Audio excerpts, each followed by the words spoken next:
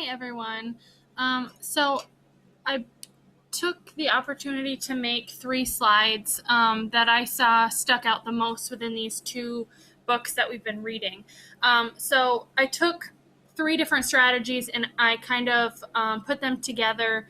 Oops, I'm on the wrong slide. Put them together to kind of compare them to the different guidelines that we've been reading about in our books. So the first one I want to talk about is the cognitive strategies versus guideline number 1 and 3.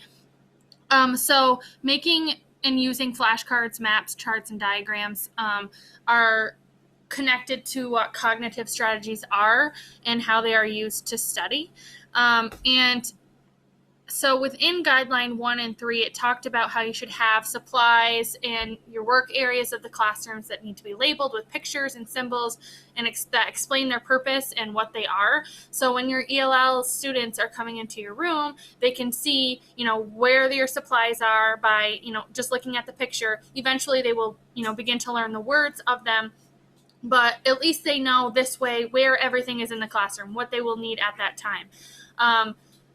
They also talked about illustrated vocabulary cards to meet a student's basic everyday needs, such as getting food and finding the toilet, that kind of thing. Both of those were found in the English-only Teachers in Mixed Language Classrooms book.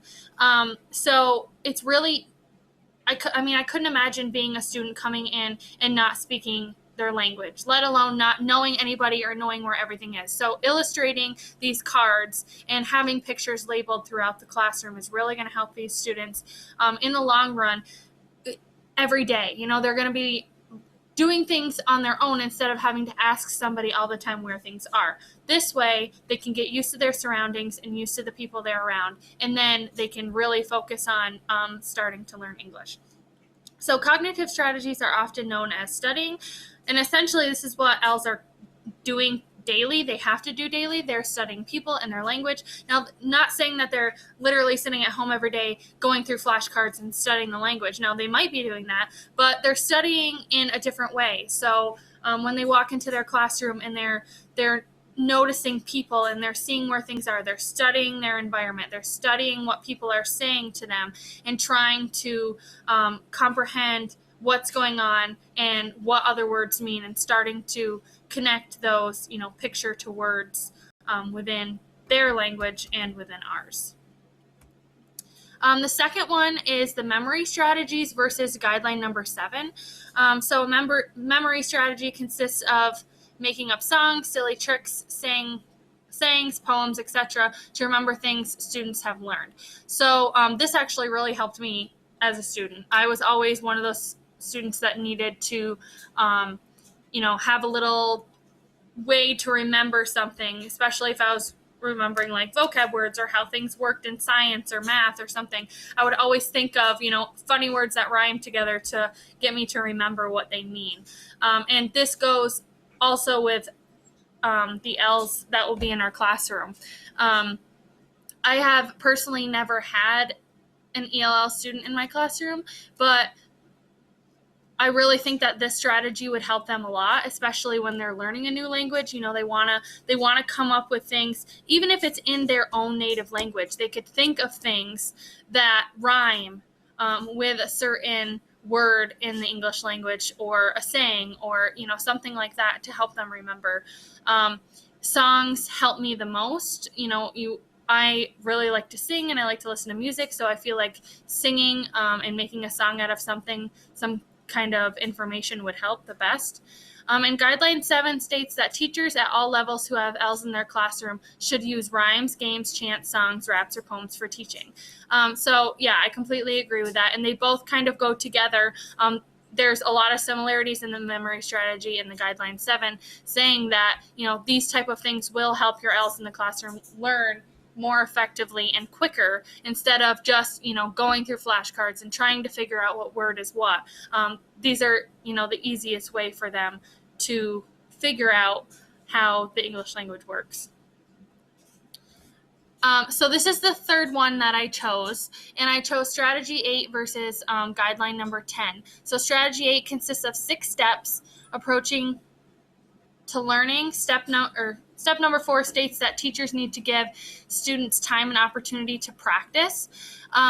And that goes along with Guideline 10 because Guideline 10 explains that teachers should provide many opportunities as possible for students to speak or write what they want to say. So not saying that step number 4 was the most important in strategy number 8, but it definitely goes along with guideline number 10. So you can't tell students information and have them, just think about it and kind of move on to the next step. You need to have them practicing all the time. If they don't practice, they're going to forget it. So on the bottom here, I put the use it or lose it approach. I really believe that is very true when it comes to ELs. If you're going to teach somebody a different language and a different culture and how they learn and how they speak, we really need to give them time to practice. We can't expect them to understand it the first time that we give that to them. So when we give them new information, which at first will be very slowly because, we don't want to put a whole load of new information on them at once. So, very slowly we'll be giving students more and more information, but the more that they practice, the better that they will get. So they will go in different steps. They'll start using 1 to 2 words at a time, and then eventually they'll be, 4 to 5 in a small sentence, and then eventually they will get to the point where they can speak full sentences in English. Now it's going to be, not a short amount of time. It's gonna take a little while for this to get to that point, but kind of like the use it or lose it approach. You can't expect them to remember it the first time you give it to them. You need to give them as many opportunities as possible, and not just in front of the class or with you, but with their students in small groups, so they can listen to their peers talking, they can listen to you talk. It's really important to give them those opportunities to be with other people and to learn that language. So these were the 3 strategies and guidelines that really stuck out to me the most, that came together within these 2 books and were very related. There were many more, and I actually really enjoyed reading these chapters. I was surprised as to how well they correlated together. So I'm excited to learn about our next step with our standards that we have to go through. So thanks, guys. See you later.